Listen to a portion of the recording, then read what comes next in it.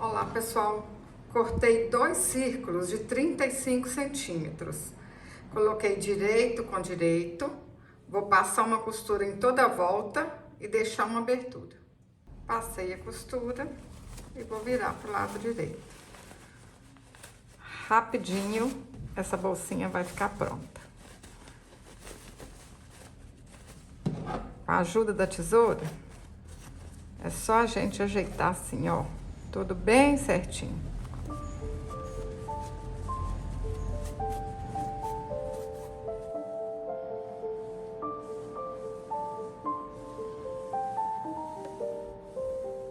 Passei uma costura em toda a volta e deixei uma abertura aqui. Pessoal, mais ou menos 1 centímetro.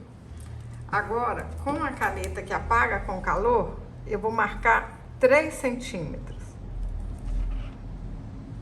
Vou fazer isso aqui em toda a volta.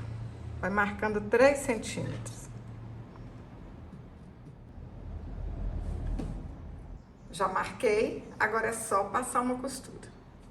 Cortei um elástico de 23 centímetros e vou passar por aqui, ó. Fácil e rápido. Se tá gostando desse vídeo, compartilhe com sua amiga.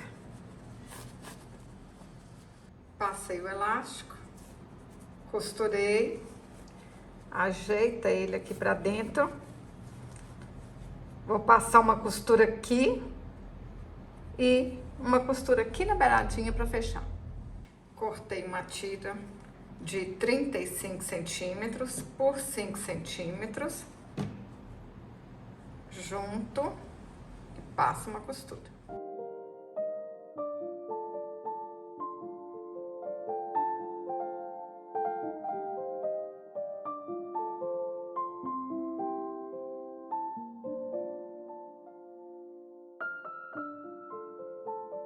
Ajeitei o tecido para dentro e passei uma costura.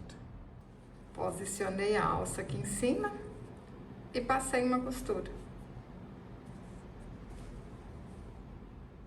Pessoal, antes de passar o elástico, vocês podem até marcar onde que tá aqui, ó, o meio certinho, que vai ficar mais fácil.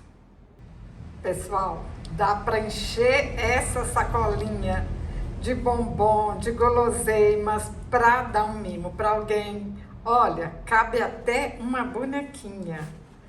Olha aqui, já imaginou? Você faz uma bonequinha dessa aqui, ó, para vender. Coloca dentro de uma sacolinha dessa. Olha que mimo! Tenho certeza que quem ganhar vai amar. Se você gostou desse vídeo, curte, compartilhe, deixe um comentário. Até o próximo vídeo. Saúde e paz!